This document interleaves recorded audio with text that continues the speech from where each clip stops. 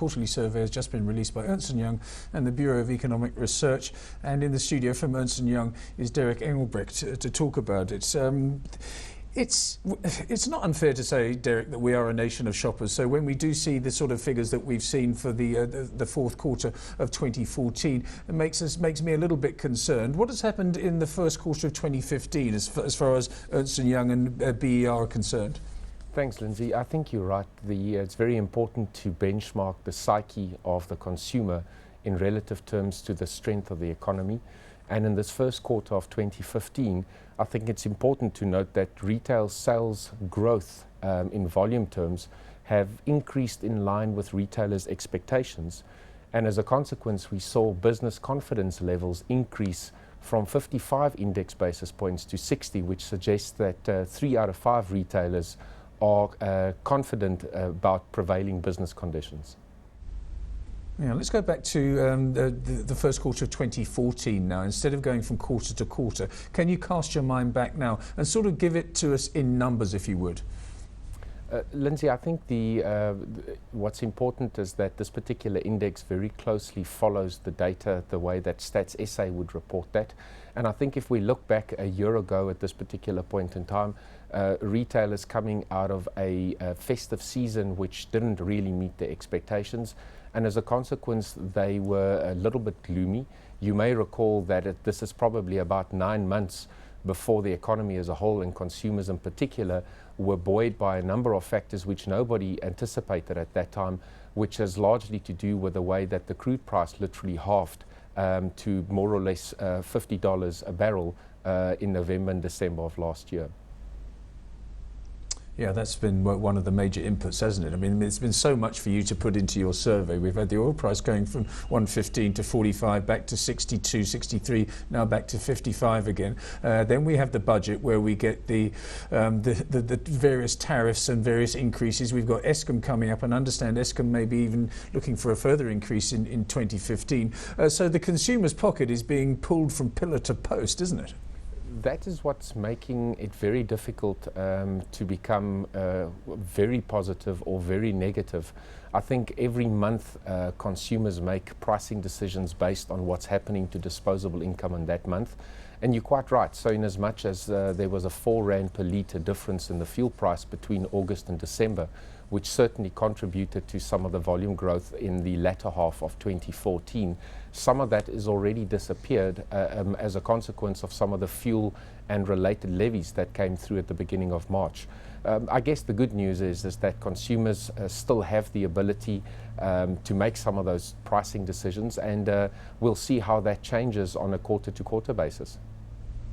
The other piece of good news, of course, is, and we'll be covering this later on in the show, is that strike season is almost upon us. Well, strike season is the whole year these days in South Africa, but this year it seems to be far, far more a responsible approach from all parties. And if we don't have a protracted strike season, as we did last year and the year before, then of course that will give consumers more confidence and they will have more money in their pockets, and that could filter through both in the share price and the sort of numbers that you're reporting upon now. That's correct. So just to make the point that you've made, but in the second half of last year, as soon as those strike effective income levels were formalized by virtue of the industrial bargaining action, we had already seen consumers reacting very positively to that. And it's particular sectors like the durable good retailers, which to a large degree is dependent on people's confidence and view of the foreseeable future, where protracted strike action and the impact on the disposable income has a particularly negative effect.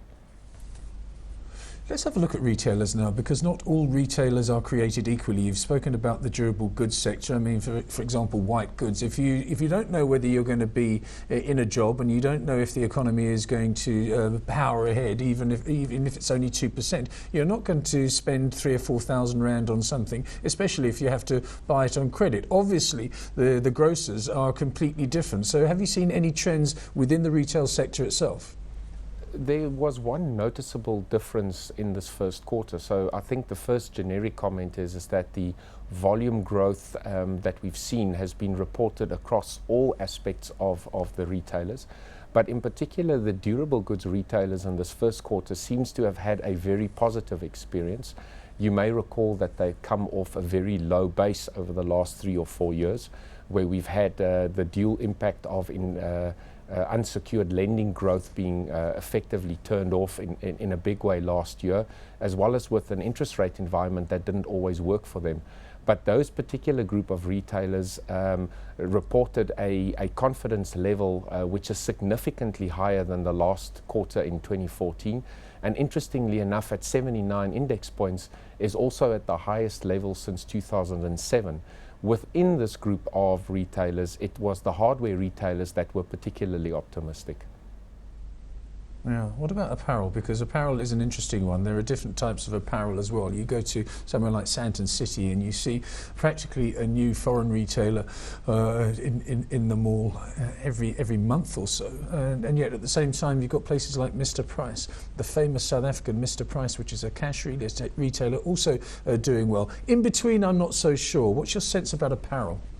My sense from an apparel is that we've seen retailers over the last 2 years fundamentally rethinking their business model. I've certainly seen a much sharper customer segmentation approach, and I've seen retailers that really stuck to their core business. In other words, if you're a cash retailer and you appeal to the value-conscious buyer, that's the group of people you're going to absolutely focus on and make sure that you get and drive as many feet across the door.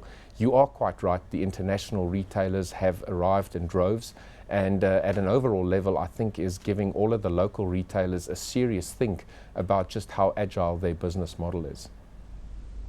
Very quickly, we had Capitec's results out yesterday, a sparkling set of results, and they've now got 6.2 million customers. When I look at those numbers, I say to myself, well, if those people are opening accounts, then they've got money, and if the accounts are increasing by 100,000 per month, then that's 100,000 new bank accounts that can go and be used in the retail sector, so we mustn't be too gloomy. No, that certainly is a positive sign. There's no doubt that Capitec must have inherited some customers with the demise of African Bank at the second half of last year. But you are quite correct. Many retailers rely on unsecured lending as a source of their consumers' disposable income. And as long as that is responsibly managed through Capitec, I think that certainly gives them a glimmer of hope. Derek, thanks so much for popping into the Power Lunchtime studio. That was Derek Engelbrecht from Ernst & Young.